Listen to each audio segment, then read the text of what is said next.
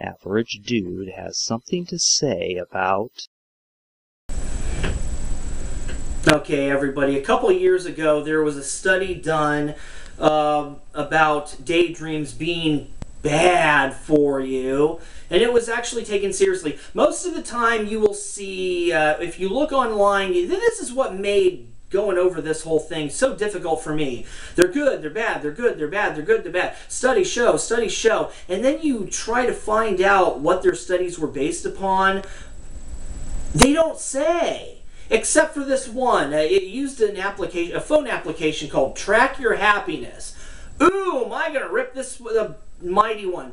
For those with maladaptive daydreaming disorder, this is why you're not going to be taken seriously, because stupid studies like this were taken seriously. The links are down below. You can take a good long look. Quote, Matthew Killingsworth and Harvard psychologist Daniel Gilbert launched a study on a website called trackyourhappiness.org. Yeah, they created a website and they encouraged people to use their iPhones, their phones, to enter in, to take surveys about what they were thinking, how they were feeling, if their mind was wandering, that kind of thing. Okay, yeah, Matt Killingsworth, he's a doctoral student of psychology at Harvard University, or at least he was when this study was conducted. For all he should be out of that study by now, moron. He studied under Dan Gilbert, way to go, so that was already someone who should have known better. Yeah, they conducted a study using a phone app, so they weren't actually seeing who these people were or monitoring in any way, shape, or form. And this is how absurd the study was. Quote, even during activities such as making love, subjects logged on to report what they were doing. Rewind. No. Even during activities such as making love. Oh, you've got to be kidding me. Matty boy, Danny boy, you're joking, right? Are you kidding?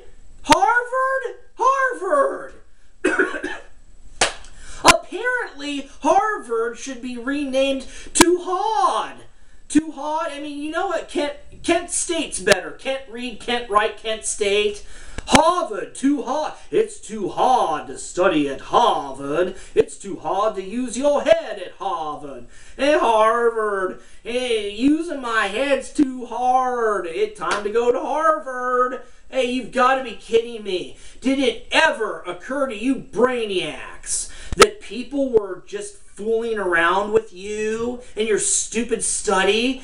Who in the world is going to who's going to push the pause button during the middle of a sexual orgasm? And then go fill out a survey?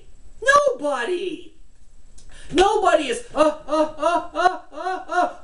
on there, honey. I'm going to, just stay right there. I'm going to fill out a phone survey about what I'm thinking and feeling right now. You've got to be kidding, you two. You're Harvard material. Is that literally how low the standards have fallen with Harvard? This study sucked. It is an absolute embarrassment to the scientific community, and it insults people who daydream a lot, and it insults people who are depressed too. The whole say, it shows that daydreaming's bad. It makes you depressed.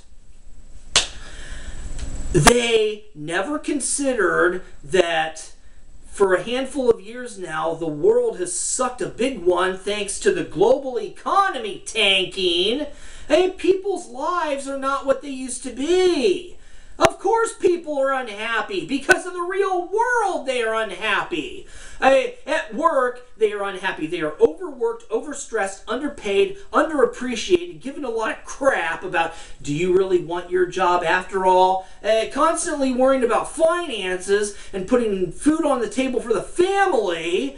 And when they look on the news, all they see, for the past year there have been mass murders and shootings all over the place. Horrible tragedies.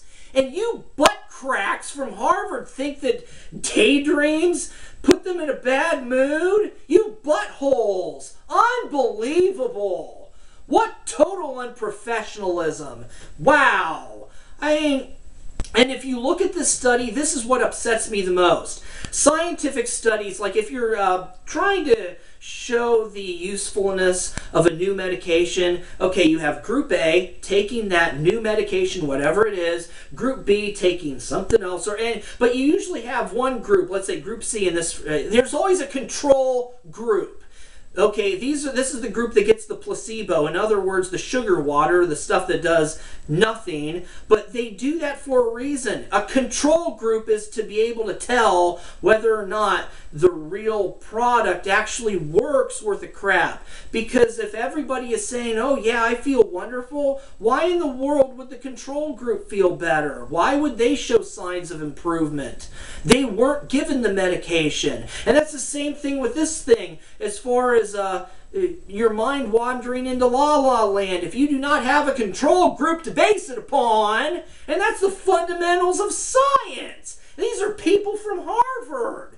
Wow, you ass cracks. And this is why they did it. Do not let them think that they are trying to help you, okay? I mean, quote, he showed a cause and effect relationship. No, he didn't. Quote, ruminating almost automatically conjures up negative emotions. That simply isn't true. When the world stinks a big one and you're depressed, daydreams may be the only thing keeping you going from day to day and preventing you from taking your own life out of absolute depression. And that is just simply not true. Quote, Killingsworth, a former developer at a Cambridge, Massachusetts software company, took advantage of something thousands of people already have and use all the time. iPhones. Exactly. He's a developer who's trying to sell something. This study, and it wasn't a study, this was a mock study. This was nothing more than an advertisement for him and Danny Boy to sell an app for a phone. What a good money maker, huh? You two suck. Everybody, when it comes to daydreams, I wish I could tell you what exactly it was back in the day that caused us to have such a problem with daydreaming. I don't get it. I've looked and it doesn't make any sense. I don't have anything to really base what I'm about to say upon, so this is nothing more than my personal thoughts. Keep it at that. But to me, it's not fear.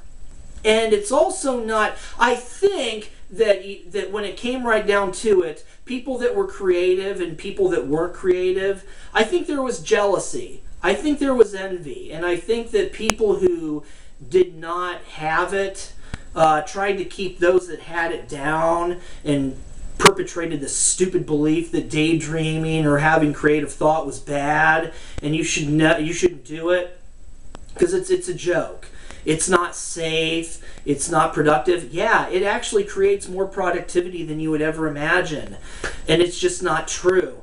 But as for why we don't talk about daydreams right now, there's even less on that. Just these stupid studies that don't mean anything.